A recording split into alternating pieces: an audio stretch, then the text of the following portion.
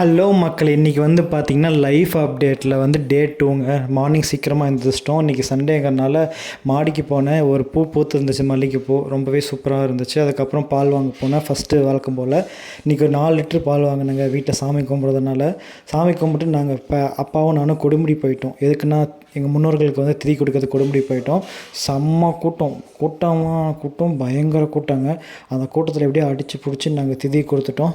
திதி கொடுத்துட்டு வந்து பார்த்திங்கன்னா எங்கள் முன்னோர்களுக்கெல்லாம் வந்து பார்த்திங்கன்னா இந்த இது சொல்லுவாங்கள்ல, அது மாதிரிலாம் பண்ணிவிட்டு நாங்கள் வந்து ரிட்டன் கோவிலுக்குள்ளே போனோம். கோவிலுக்குள்ளே போயிட்டு எங்கே சுற்றி பார்த்துட்டு எல்லாம் சாமியெல்லாம் கும்பிட்டு ரிட்டன் வந்து பார்த்திங்கன்னா நாங்கள் வந்து வீட்டுக்கு வந்து கிளம்பிட்டோங்க.